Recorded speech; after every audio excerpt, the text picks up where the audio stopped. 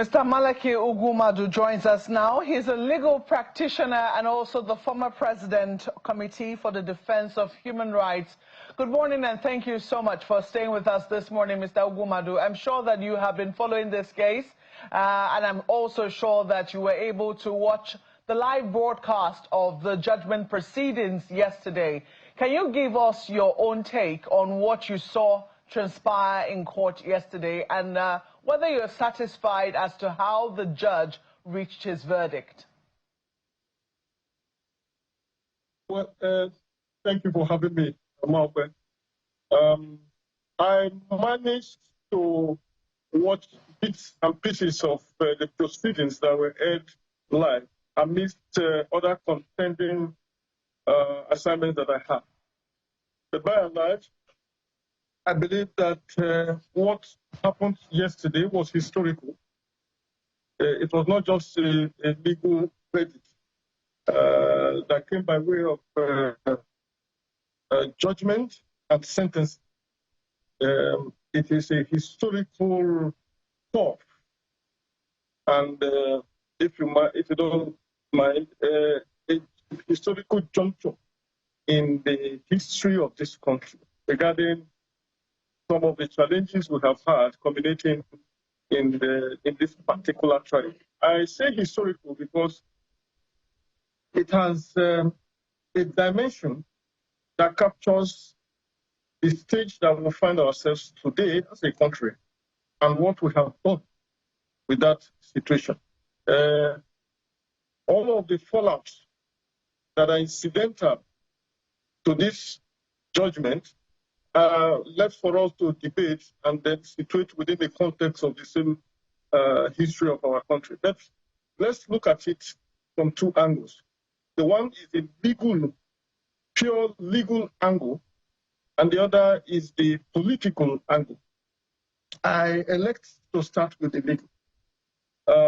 In my humble view, I sincerely believe that Nnamdi Kanu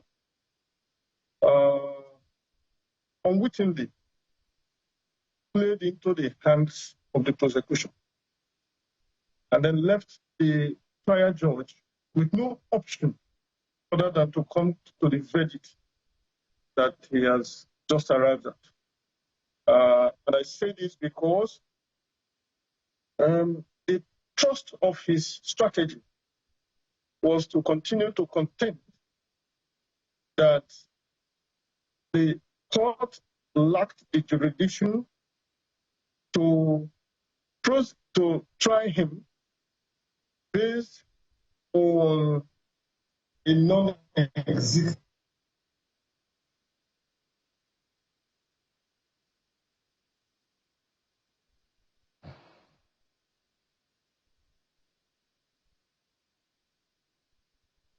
Well, we seem to be having technical issues there with Mr. Ugwumadu. I'm hoping that he can join us shortly, but he was just making the point as to how he believes that Nnamdi Kanu played into the hands of the prosecution when he was maintaining that the court did not have jurisdiction to hear his case. But I want to believe that Mr. Ugwumadu would also expatiate on what it is that the point that he's trying to make. So far, he said that it's a historical day in terms of how the trial has gone down. You're back with us now. I can see that you're back with us now, and you're just making that point that Nnamdi Kanu played into the hands of the prosecution when he continued to make the point about jurisdiction. And, you know, we heard Justice James Omotosho warned several times that Nnamdi Kanu should open his defense and, you know, give his own written addresses. And it would seem that he was insistent instead on making a motion. He made 3 motions yesterday, which were dismissed. What is your take on that? Or should I let you complete your thoughts on how you think that he could personally have bungled this matter?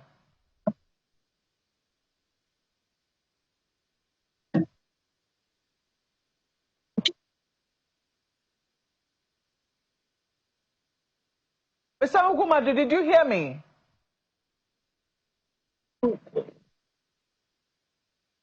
Well, I heard you. I heard you. So if you allow me to conclude my thoughts, I think I will go by that since you gave me the option. So I had made the point that he played unwittingly, perhaps because he's really not a lawyer, however intelligent that he came across to some of us. But to continue to insist on that mute point, secondly, to disband his legal team, who I understand are now consultants. I don't quite know what that means in terms of the practical implication of that in a trial situation. The third point is that he seems to completely ignore the point that his no case submission went through the crucibles of trial. And the verdict was that he has a case to answer. So when you do that and then come back in a criminal trial and let no evidence by way of calling witnesses, don't forget, it is still in this same matter that he reeled out a number of high-profile Nigerians who were going to constitute his witnesses. But the greatest of them all, in my view, which was a very strategic, damaging move, was to relieve his team of lawyers, most of whom are about the best in this country. Talking about the former Attorney General, Kanu, talking about Ugwumadu, and a host of other lawyers that he paraded in this matter. Now, the implication was that once you did that, you disarm yourself of the expertise, illegal expertise. It's not for nothing that we pride ourselves as being learned. Everyone is educated, can speak English, and communicate in the official language. But in terms of understanding the rudiments and applying the laws to the facts, and in this case, defending such a very high-profile charge, in the sense that it attracts maximum punishment. You needed more than enough experts to navigate this situation. So what he did, in effect, was to rest his case on the case of the prosecution. There were no witnesses. None testified against in his favor and against the prosecution, by which situation the judge would have had the opportunity to evaluate the evidence and weigh it against what the prosecution had presented before him. And you know, the beauty, or if you like, the sensitivity of criminal trial is such that once you raise any degree of doubt, once you raise doubt in the case of the prosecution in relation to the elements of the charges against you, it will be resolved in favor of the defendant, which is Nnamdi. But none of such situations occurred. On the contrary, he traveled so far in the wood, stayed tenaciously on the meat points that had been attended to by the court, that had been dealt with by the court. Now, even with respect to the point he was making about the amendment of the law under which he was charged, the law is that when you are charged with respect to an offense captured in a criminal legislation, in this case, the Anti-Terrorist Prevention and Prohibition Act, and while that was on this, there was an amendment, the law does not operate retrospectively. So the law under which you were charged was the one that was in existence when the cause of action arose, when the offense was alleged to have been committed. So to continue to travel in that route, well, I believe that part of the challenge was that perhaps, and this is my perception, I think he is so formidably entrenched and fastidious in his own beliefs and convictions that he probably discountenanced what his lawyers were telling him. In fact, at the point where he had to sack and relieve the lawyers of the brief, I knew there was a problem. The only ancillary thought I had was that it appeared to me that Nnamdi Kanu had concluded in his mind that he would be convicted. How prejudicial that was left to him. Now that he was convinced that he was going to go in, perhaps based on the body of evidence that was presented and the fact that his no case submission failed, it was time for him to go completely political about the matter. And what do I mean? These lawyers, please hold on to your legal knowledge and expertise. It is yet another opportunity for me to leverage on this platform, however inappropriate, and discuss my political perception of this country using this case as a case study. And that was largely what he did. His countenance, the professional experts he has gathered, completely ignored the principles of trial as we know it as trained lawyers, ignored the fine edges of prosecution, and then went as though he was more interested in telling the world that this was a political persecution of yet another freedom fighter.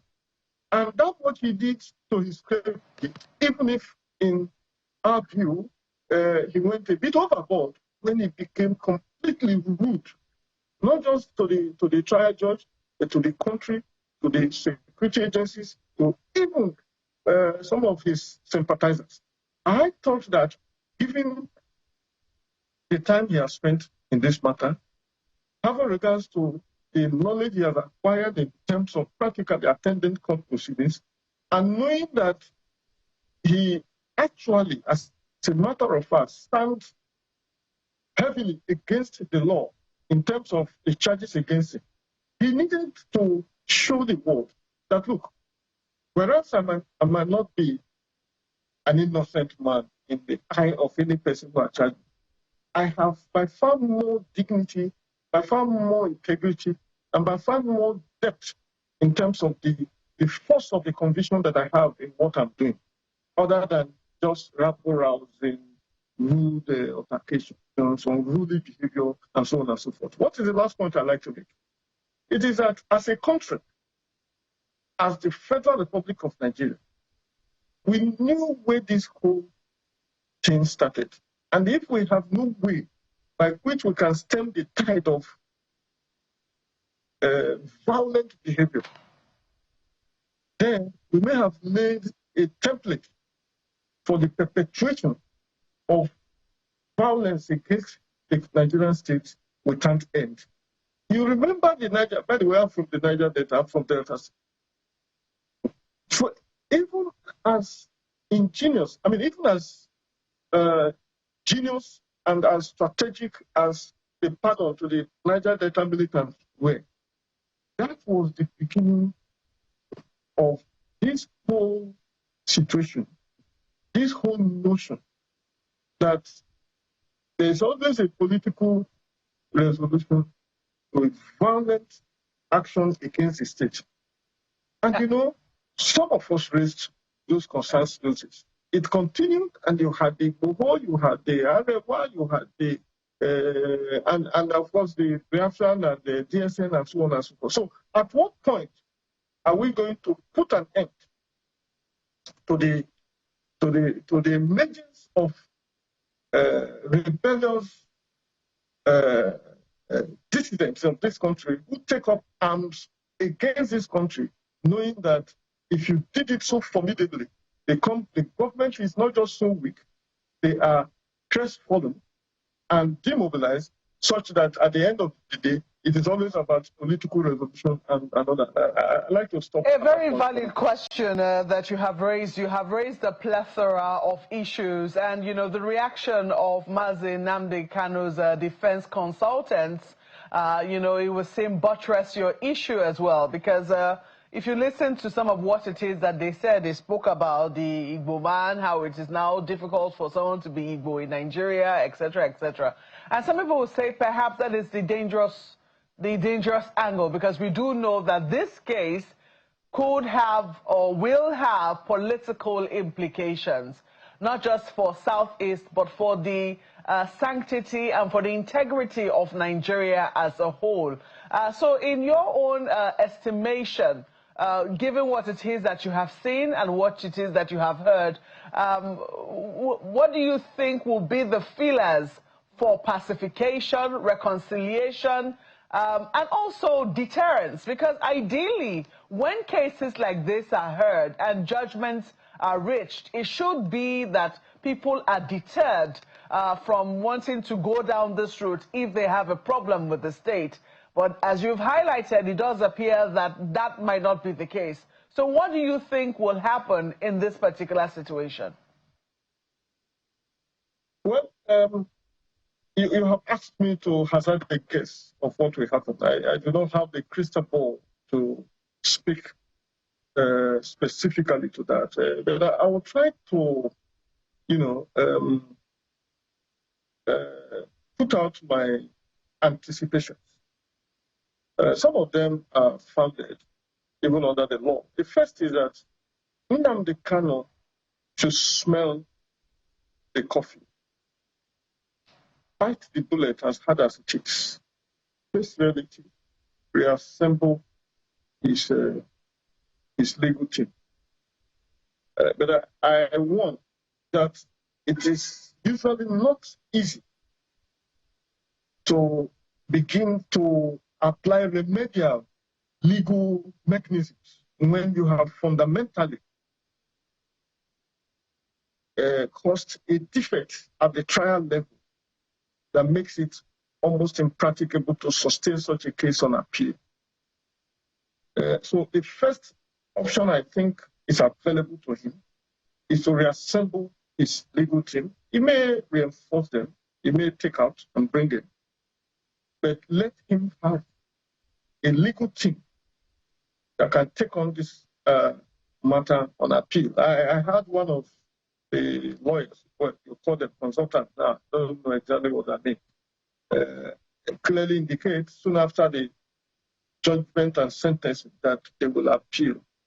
If he's speaking the mind of Nnamdi Kanu, I think that is one sure way of advancing, of moving forward in this matter. Now, that you go on appeal does not mean there will not be a political solution at some point. I have, even as a student, when my degree was returned, we won at the Federal High Court level. They appealed to the Court of Appeal. We had received their notice of appeal, but the hitch was too much that they also, their own position, brought a notice of withdrawal, and we had a closure on the matter somewhat. The point I make is that it's even in their own strategic interest to move from a position of strength, even if the reconciliation will happen. We're not saying it must happen, we're saying it is a possibility because this has a national implication. The whole of the Southeast, as I speak to you, even the country awaited this verdict. In fact, I think on that point, the trial judge should be commended. That is my Lord Honorable Justice James Montosho. So, in the sense that there have been numerous judges, some that recused themselves, others that were accused of bias, some threw in the towel. And it took this distinguished Honorable Justice Omotoshu to delve into this matter, as complex as it was, as difficult as it became, and as entrenched in terms of interest, and dealt with it one way or the other. What the judgment has said is that beyond the express signposts the position of the country, that here we are, through the criminal justice system, have defined how Nigeria responds to behavior such as this. What is left, which is what you were alluding to, is how does that resonate in this section of the country where this young man claims to come? You know, they have raised a couple of concerns that this is not the only person who has been alleged to have committed this kind of crime. There are multiple names out there in relation.